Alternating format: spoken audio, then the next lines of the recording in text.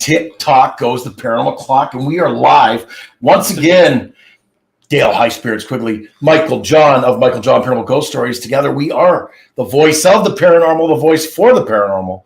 Windsor, Ontario's own, the paranormal voice. I got to say good morning, good afternoon, good evening, wherever you are on the static planet. We are right here in Windsor, Ontario, the border city of, right across from Detroit, Michigan. Absolutely. Anywho, man, it felt like just days ago we had a show. We are rocking and rolling. We are riding a wave of amazingness. Hashtag blessed, thankful, grateful, humble. Absolutely. For sure. First and foremost. So many things going on with us right now. I'm having internet issues. So my good buddy Dale, who I've known since grade 5, yes, we had sleepovers when we were kids. Can you believe that? We still do sleepovers now, but in hotel rooms on separate beds. Okay. Most of the time. Anyway, yeah. It's crazy. Here we are. We're doing this. My internet's been down. I was explaining to our guest backstage. My internet's been down for about a week and a half, so I've been struggling. So Dale's come here, and he uses what's called a tether on his phone. So we're together live and in color, which is cool. So we don't get to do this that often. Absolutely. Normally, he's at his place, I'm at my place, and that's it. That's all. So I'm enjoying the moment, getting to hang out with my boy right here, of course. So I actually had to put on pants because I had to leave my house. Anyway, we got a lot of stuff going on. We're ending the month of March. I can't believe we're at the end of March already. I know, it's crazy. A quarter way through the new year. Through the new 2024. Yeah. A quarter way through it. And oh my God, April's coming up. We're going in. We're speaking of riding a wave. We've got some crazy guests, and we didn't mention it last week. It's time to mention who we got as guests. You were booking them like crazy. You couldn't even stop. You're like, wait till May. There's too many of you.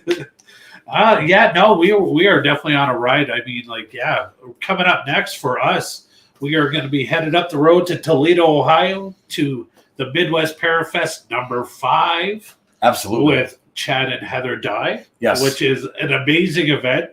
So if you've not gotten your tickets for that yet, go to the MidwestParafest.com website, get your tickets. You got Andrea Perrin's going to be there. They got John Ellie Tunney's going to be there. Mary Bassett, actually Suzanne Smith, Tim Shaw, our good buddy Tim Shaw is going to be there. Who? Who? Tim Shaw got us our guest tonight. All he had to say was, hey, get her on your show. She's great. And that's all I needed to know. I did catch a bit of her on his show, the Black Cat Lounge, Tuesday nights at 8 p.m. That's for Tim. No, that's Wednesday nights at 7 p.m. God, that's old school. Wednesday nights, 8 p.m. Sorry, cut it. Cut that part right there. Rerun it. So that's our next event. So April 13th, come on down to Toledo, Ohio, the Oliver House. Come on down, get yourself a ticket. It's going to be an amazing event. Yeah, it's a spectacular place. And then the week after that, we make our speaking debut right there in Oxford, Michigan, part of the Body, Mind, and Spirit Spring Fling event with our good friends, Exie and Candace. Yes. What an amazing pair of ladies. We can't wait to see you ladies. We can't wait for our hugs. And this is our favorite time of the year because you know what? It's Paracon season. We're hitting the road as often as we possibly get out of the way. And you can find our schedule of where we're going to be, we're going to be speaking, or where we're just going to be vending. So check that out. Come on down and see us. We'd love to see you. Hopefully you'll be able to catch one of our speaking gigs. Like I said, the first one, Oxford, Michigan, April 20th, 420, matter of fact. Stop it. So come on down, Oxford, Michigan. It's $5 to get you in the door. What a deal. And they've got some amazing guests there too. They've got what was it? A dog. They got some serious vendors there. They have a dog medium, a pet medium. Let's elaborate a little further. And what they ask, if you want to get a reading from her, bring photos only. Do not bring a pet. That's not what this is about. Do not bring a pet. Bring photos of your pets. And if one of these photos resonates with this lovely lady, I'm sure she'll be happy to do a reading for you. I know I've had multiple fur babies over the course of my almost 52 years at this point existence on this planet, or whatever this is we're on and what we're doing. Anyways, I got a few. I'm hoping something sticks out to her, and one of my fur babies are there that day. But I don't know about you, but if you're a fur baby lover like I am, to reach out and hear something from one of your loved ones like that is an amazing experience. So that's worth the price of admission in itself. All due respect to anybody and everybody else that will be at this event, April the 20th, the Body, Spirit, and Mind event. Absolutely. So there you go, folks. But like I said, all of every place we are going to be to this date so far. I mean, we could be adding more dates. We're just waiting on confirmation on some more stuff. Yeah. So stay tuned, folks. We have been told those boys, the paranormal boys, are everywhere. That we are. Or as Tim Shaw likes to say, hashtag show up. And we're trying to do it anyways. So enough about that. It's time now to bring an incredible young lady out to meet the TPV Nation, the creeps, the freaks, the weirdos. Yes, you, from day one to day now, because of all of you, because of all the great guests that we've had in the past, we get to do what we're doing right here, right now. Without everybody's support, we don't get to do it. So now, thank you is the point. Thank you, thank you, thank you. Every day, in every way, we thank you. Now, this young lady, what a resume. We said, because we always ask you guys, give us a bio, please, of yourself. So we have a little bit of something to go on. Not a thesaurus of stuff. Holy cow. I just got done reading it this morning.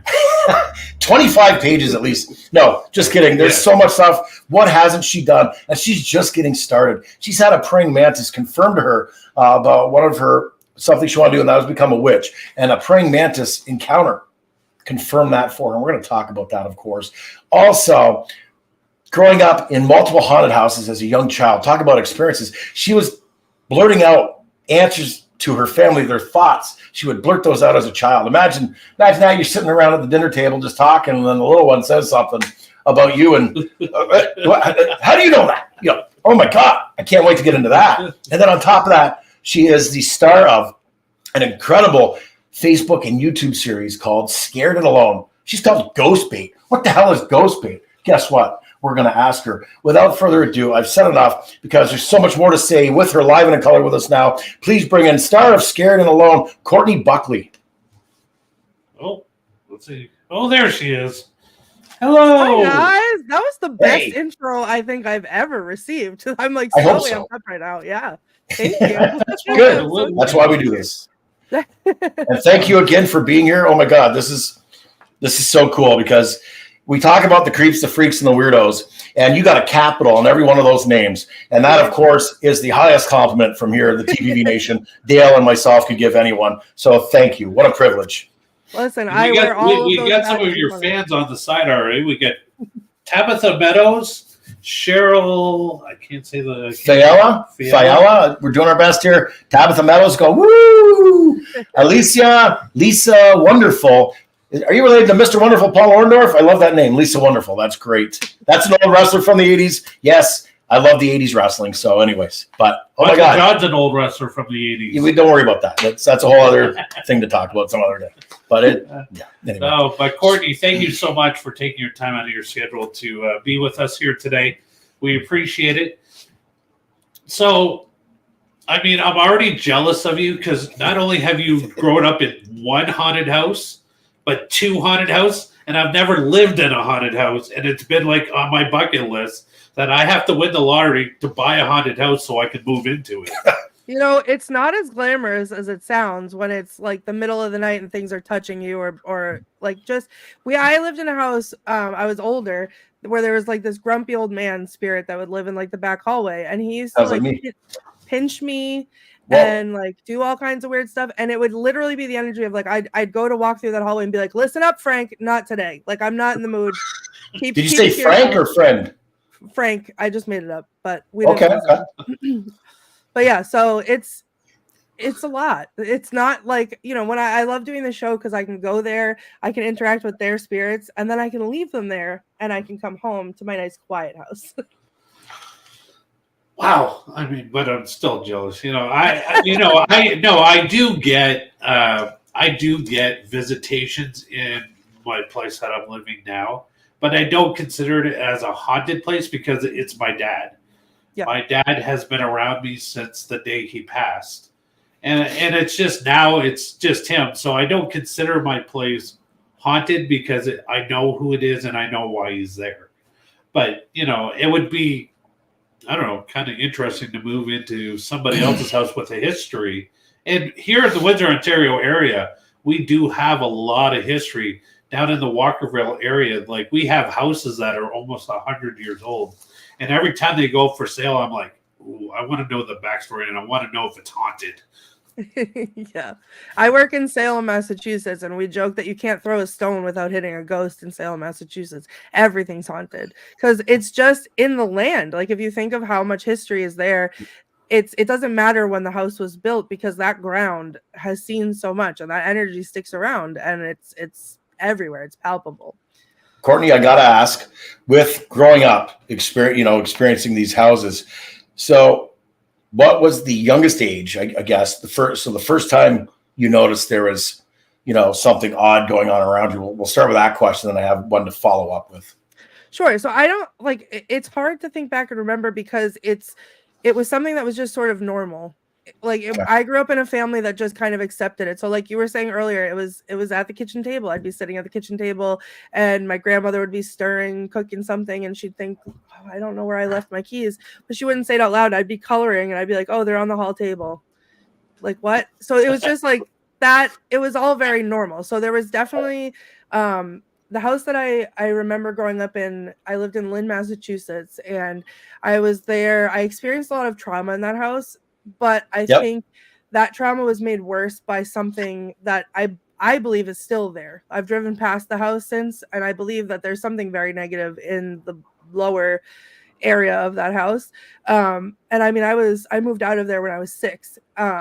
Or my grandmother, it was her house. She moved across the street, and then we had my first like actual experience. We were up, my cousins and I were up in the second story in my grandmother's bedroom, and there was a picture of our great grandmother who had passed away on the wall. And it was one of those where she was looking right into the camera. So no matter where you moved, it looked like her eyes were following you. So we were joking.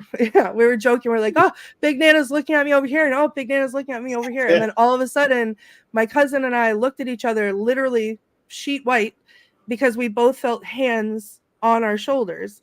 And we went screaming downstairs. We were kids. We went screaming downstairs.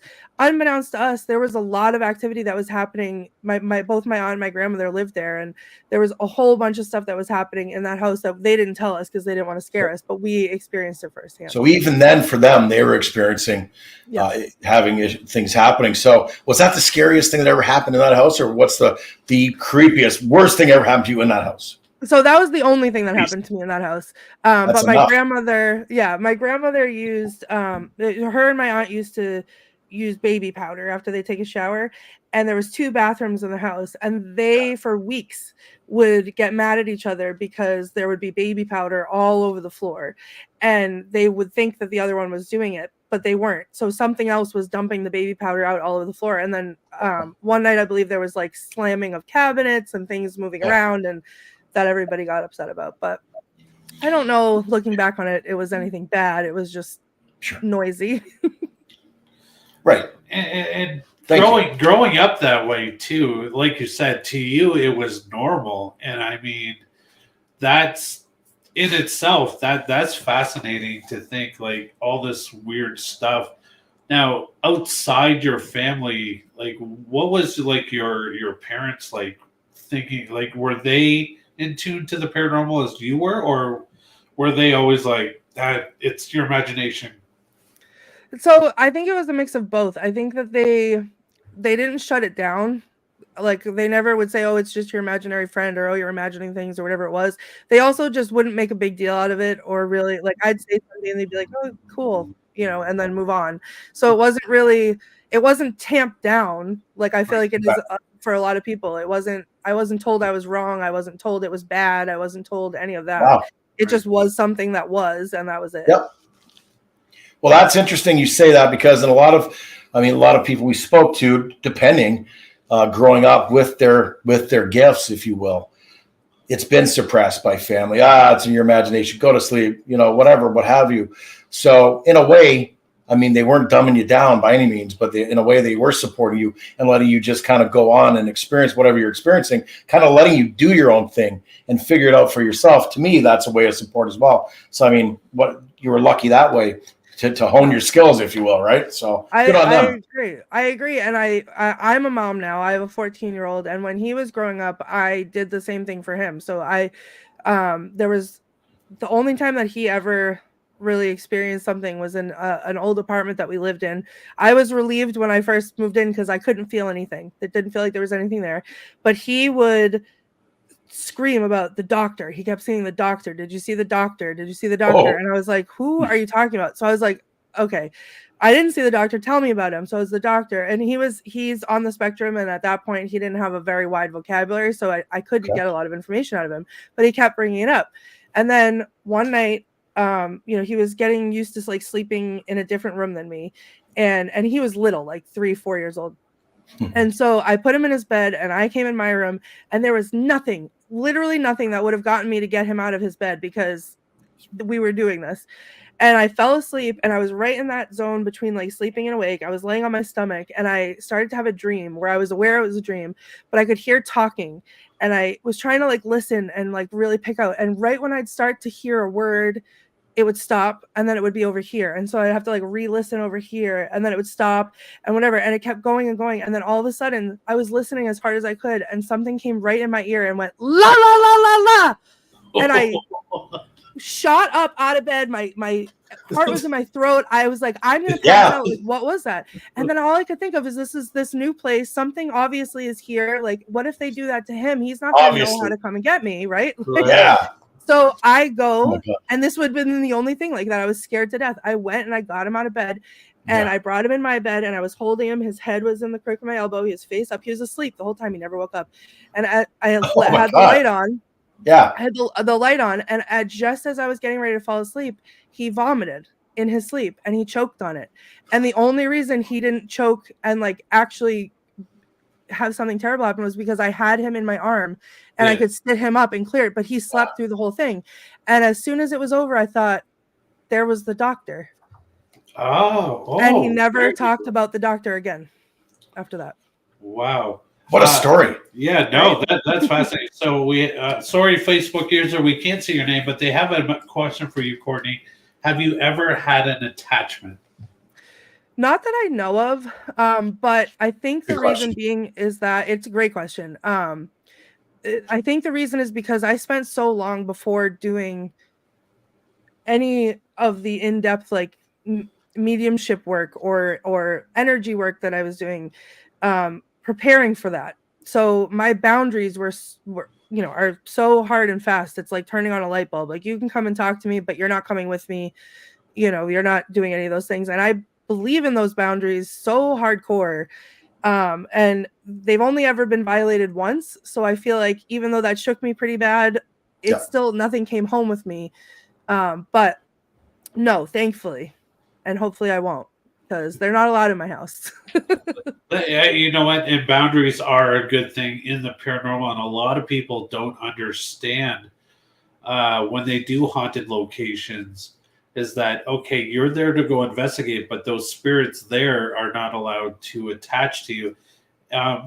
Could you just explain briefly, like how people can set boundaries when they're at a location so that they will not, hopefully, won't bring home an attachment? But yeah. So it's my I believe that everybody has a different way of doing it. It depends on your belief system. My personal belief system is that it's just like a hard and fast rule in my mind that I set, but I worked up to that. So what I started with was meditation, and I would meditate. I would close my eyes. I would envision myself standing there, and I would envision whatever color felt the safest to me, but that color of light around my body. That was my first circle. Nobody's penetrating that. And then I would envision another circle a little further out, another color that felt safe to me. And that was the safe circle. So I could invite spirits into that circle, but they couldn't cross the one that was closest to me. And that's how I would speak to them. So I kind of set that up over a very, very long period of time of practice and whatever else, to the point where now when I go to a place, it's like a light switch. It just is like, okay, I'm on and it's set. Okay. And these are the rules. And I think the most important thing for me, at least, and the most important piece of information or suggestion that I can impart on viewers is that you are in charge. You're the boss. Like, this is your investigation. You're going into their place, and it's important to have respect for the spirits that you're working with and the history of the place that you're going to. But it's just as important that they have that respect for you. So you set the rules. And as long as you believe that, they have to respect that. That's how I view it. Absolutely. Just wanted to say a quick thank you to Lisa for tuning in. Yes, thank you very much. And thank you so much for being a part of the TPV Nation. Now, Courtney, with all of that, I mean, some people, me personally, for years, I mean, I'm a dabbler, and I mean, very haphazardly. Oh, hoodoo, what's this about? So I read like 2-3 pages. Oh, that's how you invoke. Okay. I'm going to make it my own. I'm going to draw a circle. Green candle, I only got white. I'm going to use white. Incense, you need dragon's blood. Well, I only have sandalwood. You know what I mean? Very haphazard, but I'm not thinking about protection or what have you. I've always just done haphazard. You know, when I use Ouija boards, I never close it properly, you know, sort of thing.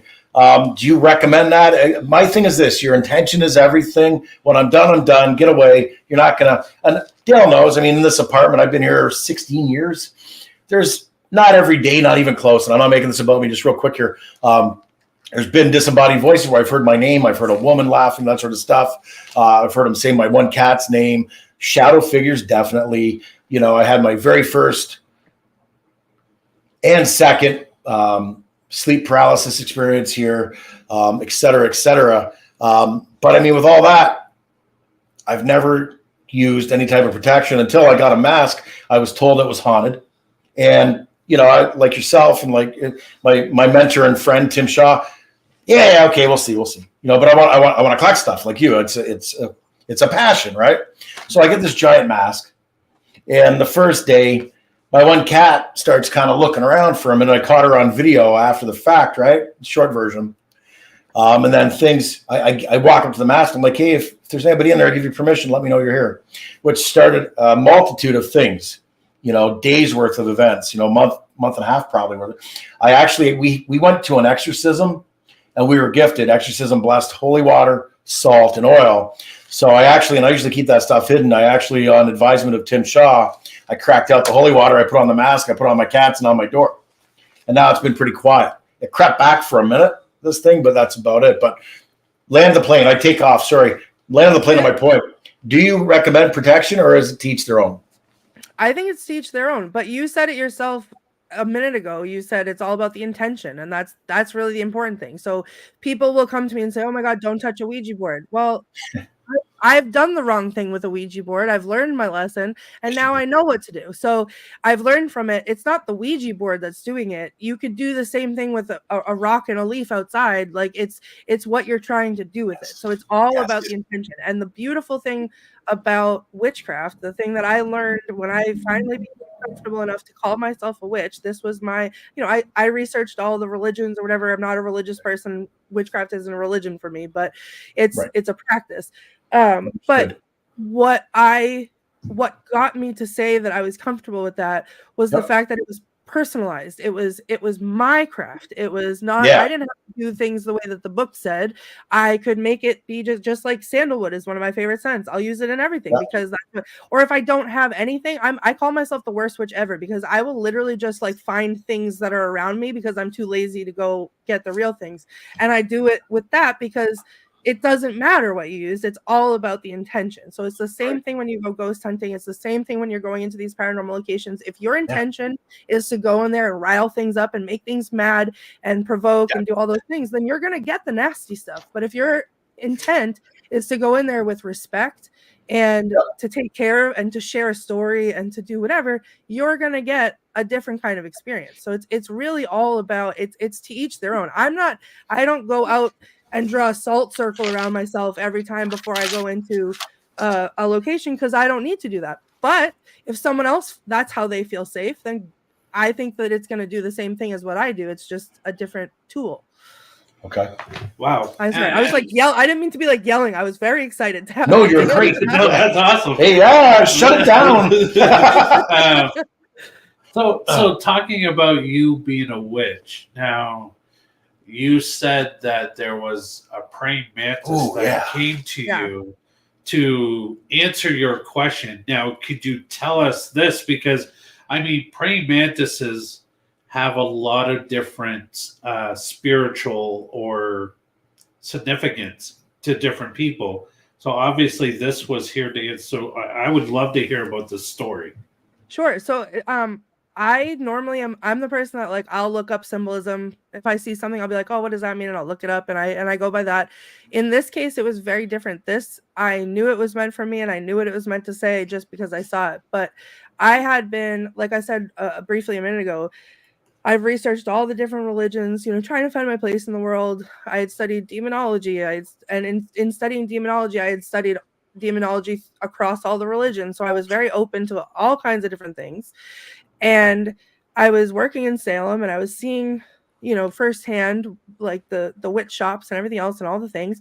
And I felt very like the universe and energy. And like, that was always kind of my thing, nature and all that. Mm-hmm. And, but I was very hesitant to use the word witch because I didn't feel like I had earned the right to say that. Like how like I can't just call myself that.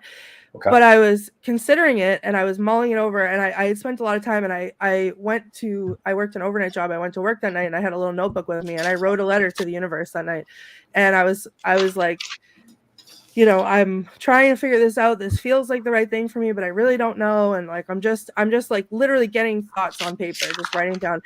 And I was heading into Salem. I was going to leave to go into Salem to work. It was in October and I packed up my bag and I walked out to the front door of my building and it was a glass door. And I went to push the door and right at eye level was a praying mantis.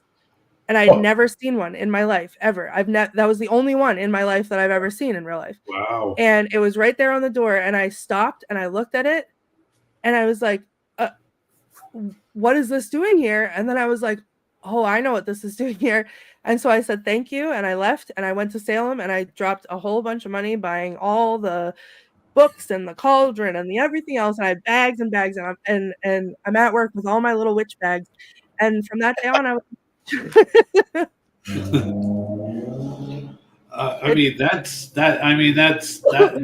that's amazing how the one time you see a praying mantis is when you asking the universe for direction.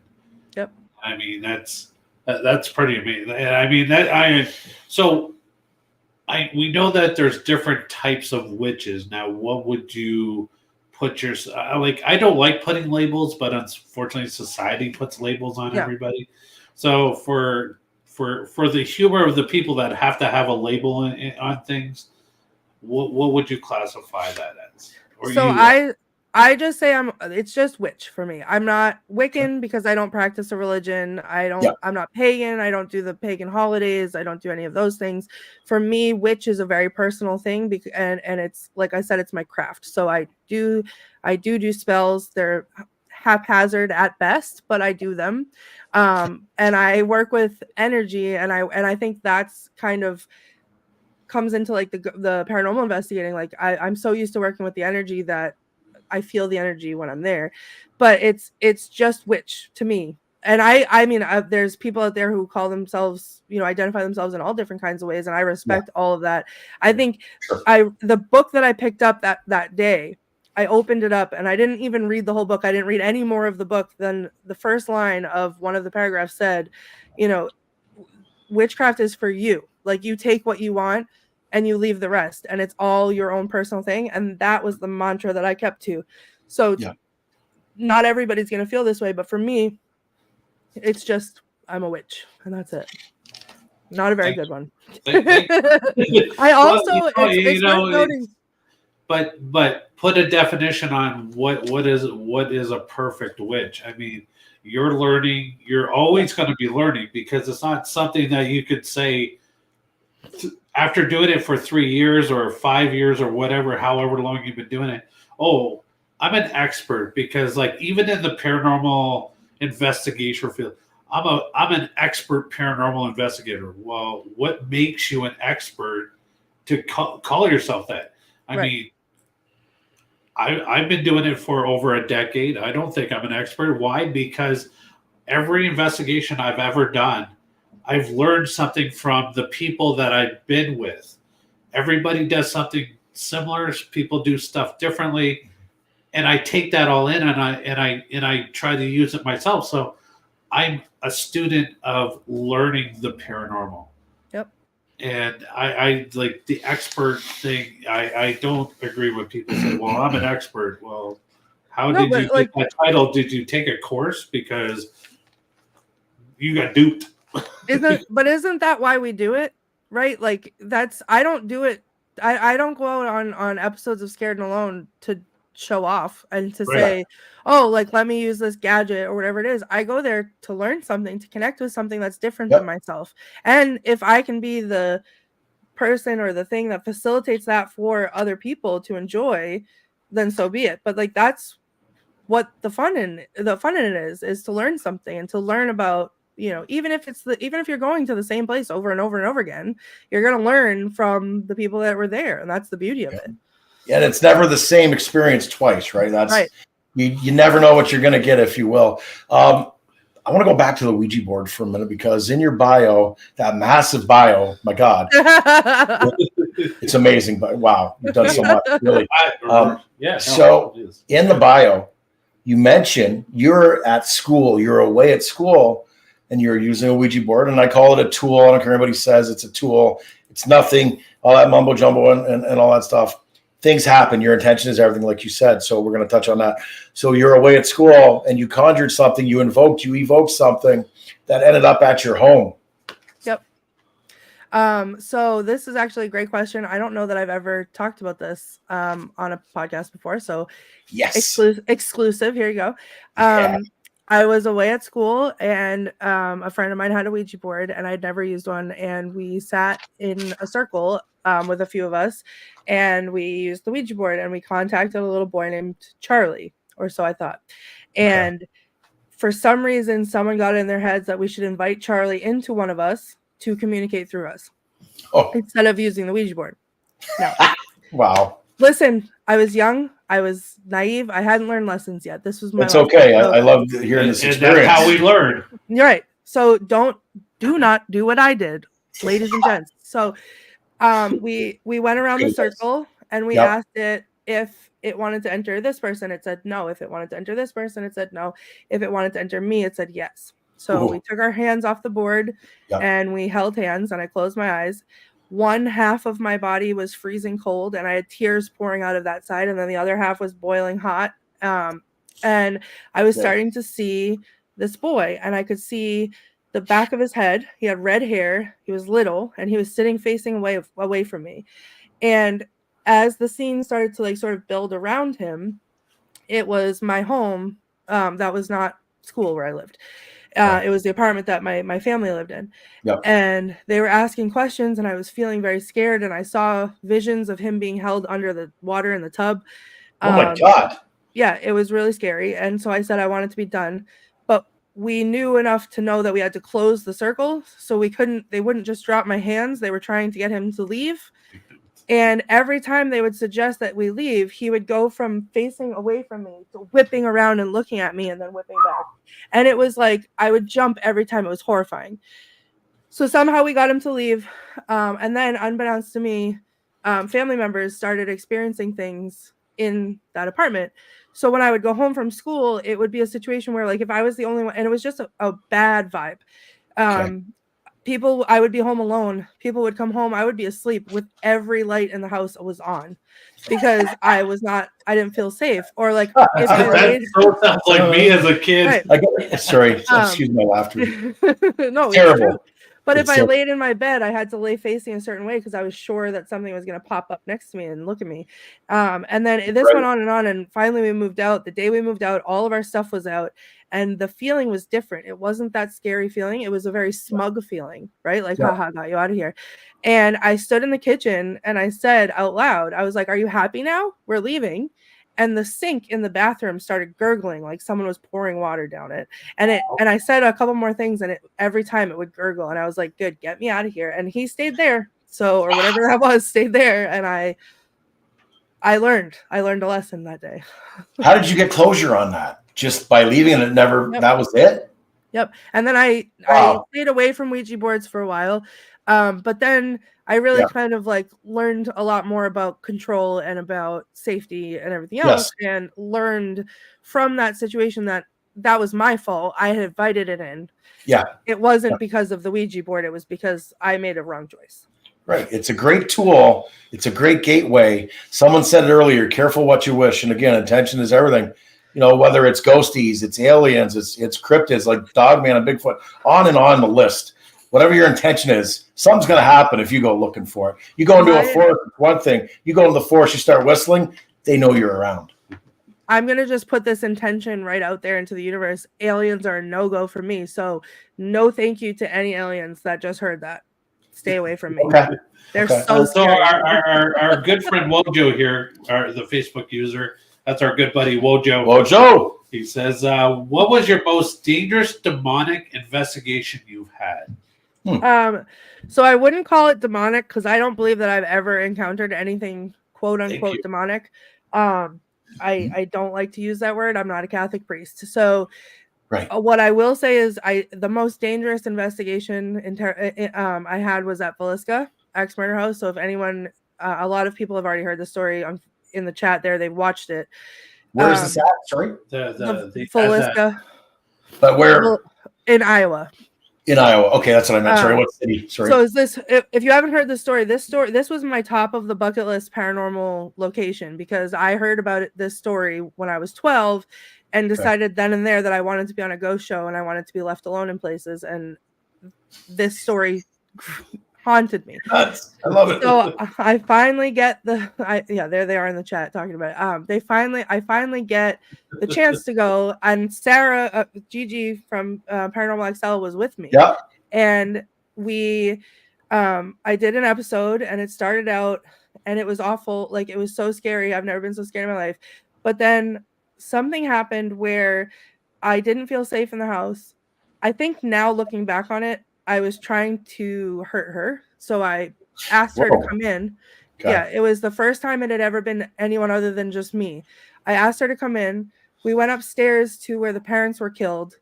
And this is all live. And as we're going up the stairs, she is behind me and hears a voice that says, move. Like it was trying to get through her to get to me. We get up to the top of the stairs. I did this weird dance with the camera. And in doing the weird dance with the camera, I cornered her against the wall. So now she's next to me with inches, not even next to her against the wall. I'm standing where the killer stood to kill the parents, right with the hatchet mark is right behind me. And I say something like, I'm starting to feel weird. Like I feel like I'm changing. Yeah. I don't know what that means. I feel like I'm changing. And then I start interrupting people. I start talking over them. My body stance changes. I'm describing myself from the feet up. And when I get up here, there's a moment like right now, I'm not looking into my camera, right? I am now, but I'm looking at you guys. I do that on Scared and Alone. I look in the screen, but there's this 1 second where I'm doing this and I look dead in the camera and it's just a flash of dead in the camera and I'm gone. My eyes are black. My jaw moves over. My face shape changes. My voice changed. Everything changed. They asked me, what is your meter doing? And I was like, oh, it's dead, like in a weird voice. And then they realized something was wrong. Right. I think it was, but they realized something was wrong. They started asking if they could ask me names. I said no. And then they started listing names and I did this weird laugh, but my head, I looked like I was drunk, like something was happening. And then I did this weird laugh. And then all of a sudden, and in that moment where I looked dead in the camera, the first thing I did after I looked dead in the camera was I looked right at Gigi, who was right next to me. And then, no, seriously, our friendship was almost over after this, but really, because it's heavy. They're asking me these questions. I'm ignoring them. I look at her and I go, the meter's dead, just like them. And then Richard Lale, who paints these beautiful paintings, was like, Courtney, get out of the house, get out of the house, get out of the house, get out of the house. So I look robotic on the screen. I'm just moving through the house. And then I go outside and I take a breath and I come back in and I'm trying to convince them it's me again. It's not. I'm standing weird. I'm doing all this stuff. I'm talking about I don't want to go upstairs and see what I did to those kids and all this other stuff. But for a hot second, that face, it was the scariest thing I've ever seen. After the investigation, I had no recollection of those 2 minutes. Zero. Wow. And watching my face do that, you can see it. It's live. You can go back and watch it. My whole everything changes. It was the scariest thing that's ever happened. Now, I wasn't worried that it was going to come with me. even though there was a situation with the ham. I wasn't worried that it was going to come with me because that thing gets fed where it is. So it has no reason to follow me home. But that was, and I slept with the lights on for 5 weeks after that. I don't blame you. No, I didn't think I was going to be able to investigate ever again. Because again, I was talking earlier about my boundaries. That was the only time my boundaries were ever violated. And it was in such a way that like I had no control over it whatsoever. It was just, I walked in there and this thing looked at my boundaries, laughed and tossed them to the side. And that was it. And that was the only time that's, knock on wood, ever happened. But wow, that is freaky. Yeah. I mean, I really want to watch it now, but at the same time, I don't know. I think I might freak out at the same time. How many episodes of Scared and Alone have you got under your belt? Oh, I'd have to count. Our first season, our first season I think was like 13 or 14. Wow. And then we had 2 kind of in between, and we're in the middle of our second season now. So I think I've done 5 so far this season. Okay. So somewhere in that range. A question that has to be asked: growing up, you found your love for the paranormal, and you discovered a couple shows, Ghost Hunters and Ghost Adventures. What's your favorite show? Also, out of the both shows, who was your favorite character, if you will? Grant Wilson. Why? Sweet guy. I love Grant. He is awesome. I loved both shows, but because I think that in the beginning, Ghost Adventures was doing something that had never been done on TV before, where they were showing people trying to debunk their evidence, and I ate that up.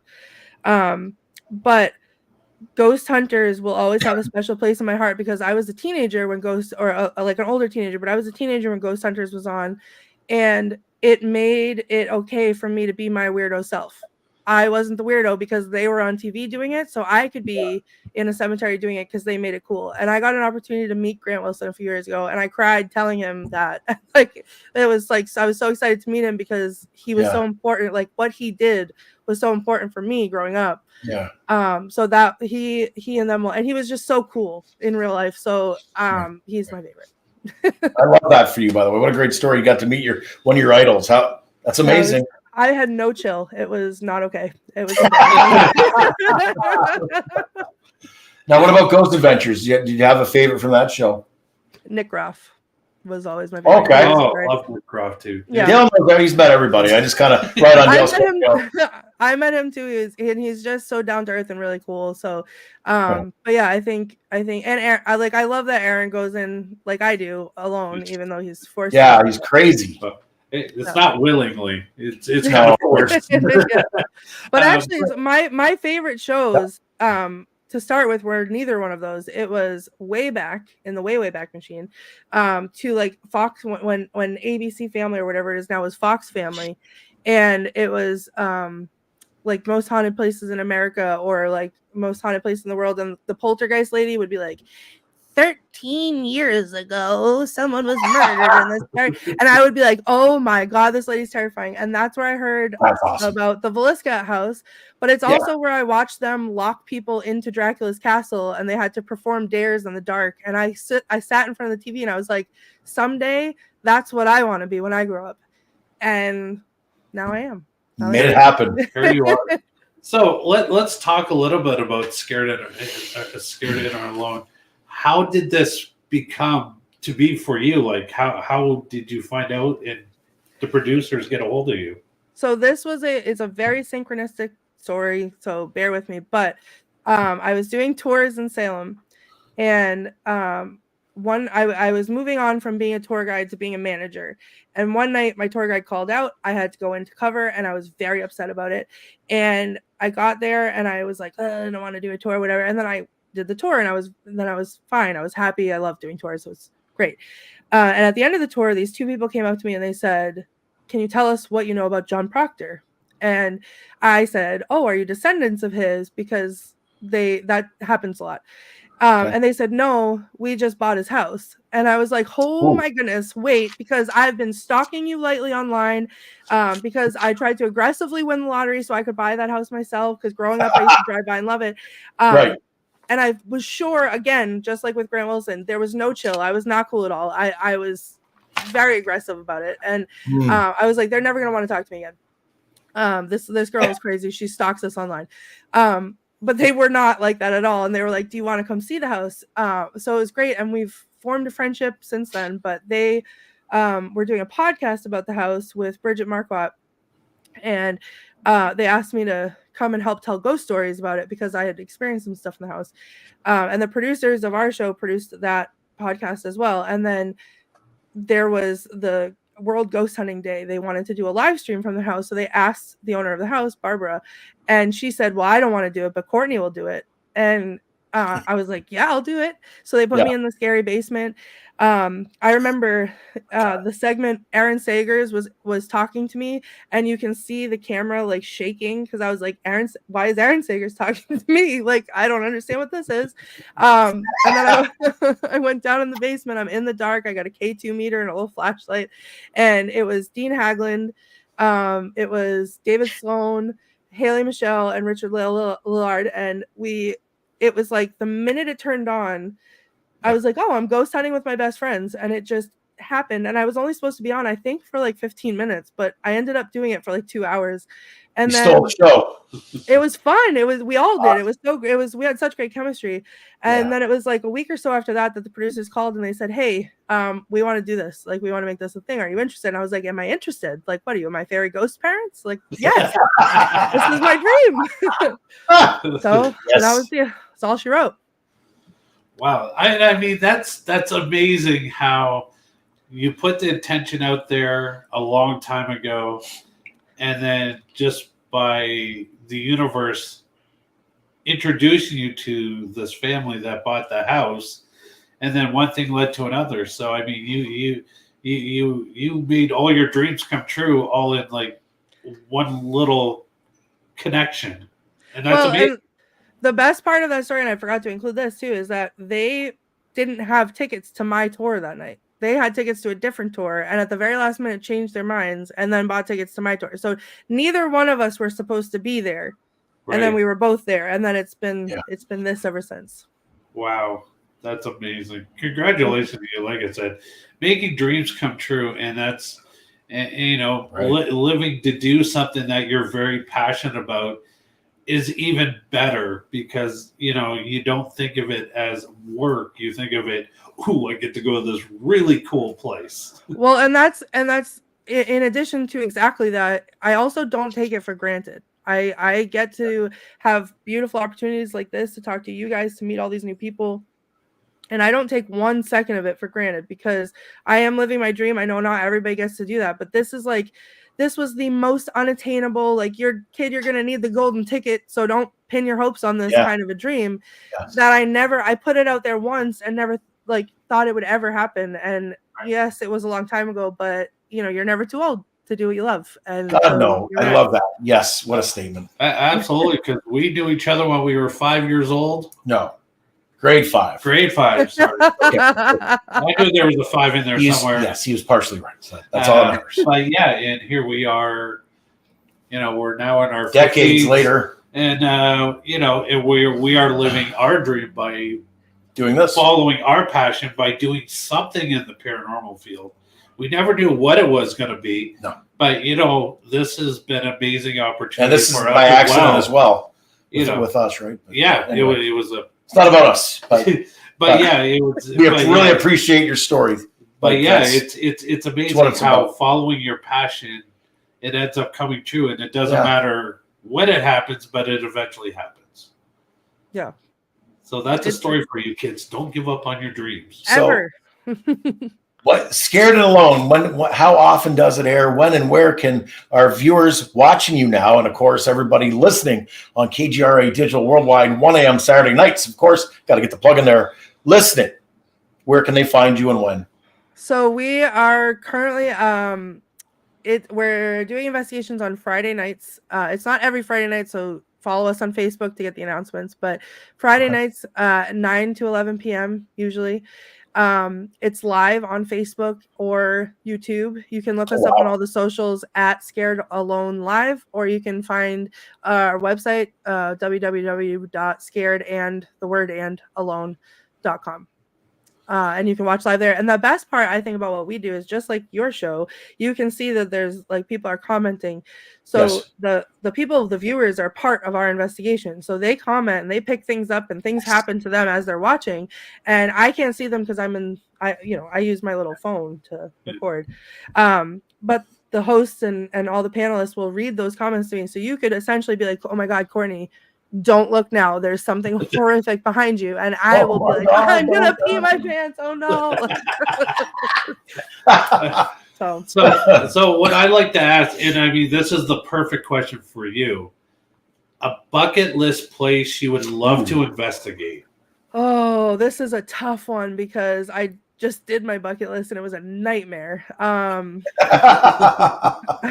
would say at this point, there's like two, either Gettysburg, because I've never been to Gettysburg, or an insane asylum that is still an insane asylum. Like not an active insane asylum, but one that's not been converted into condos, one that has been left alone. Okay. So it's like urban exploration. So like a Waverly Hills type of place? Maybe, yeah. Well, that was like a tuberculosis place. It was a lot of things. Yeah. Tuberculosis, insane asylum, many things.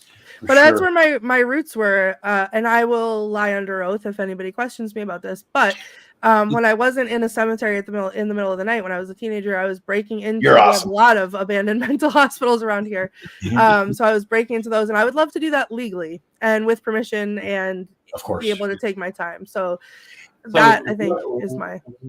Where would most of the shows take place? Like, are they in the Massachusetts area, or do you guys like go across the United States doing this? So I've been to a bunch of places in New York. I've been to Connecticut. I've been to Michigan. I've been to Iowa. I've been to right now, currently we're in the Massachusetts area. We're trying to stick close to home.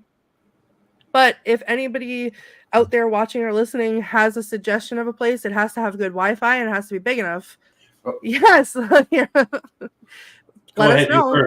Go ahead, call me. You're on the air. Would you ever come to Canada?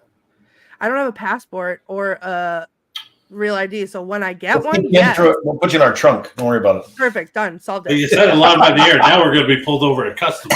What are we thinking? See, I was thinking of our good friend Heather and Frank. They have this place in Lockport, New York, called the Western Block. Tim just got pushed there a couple weeks ago. Yes, Tim. They just did another live from there last night.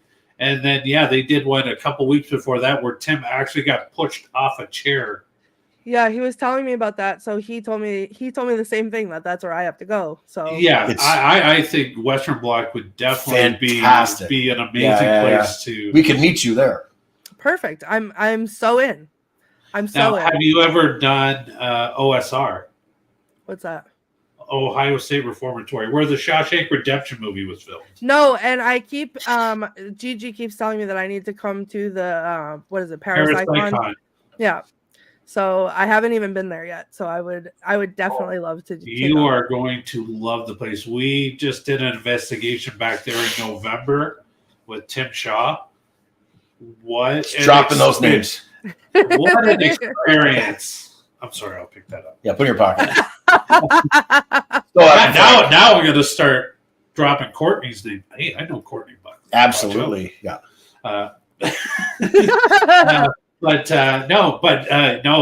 Ohio State Reformatory. What an amazing location to investigate.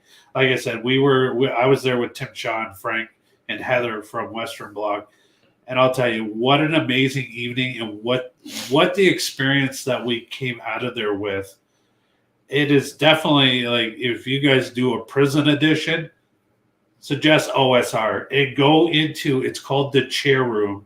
It's where Tim actually, for a brief moment, actually was taken over by one of the entities that entered the room.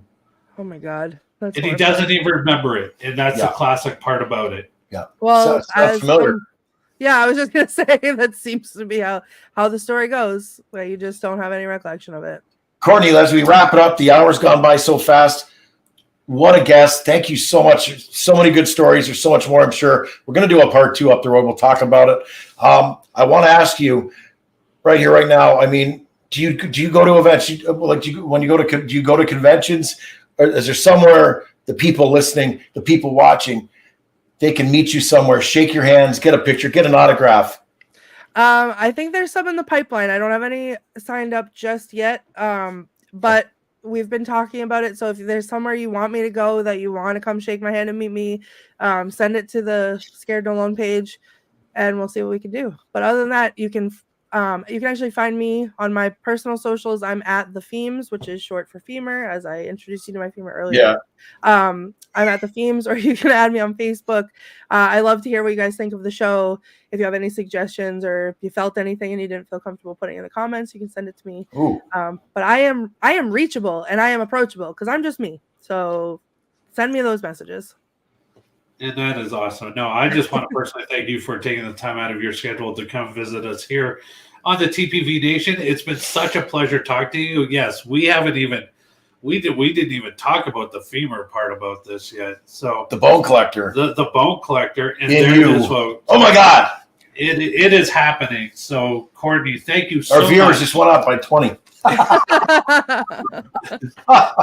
Yeah, thank you guys. I just want to thank you guys so much. This is such an honor to be a part of, and anytime that you want to talk some more, you let me know. And we need to be best friends, obviously, as we discovered before the show. So yes, definitely we will. I'm going to send you a friend request for sure. Please do. I will.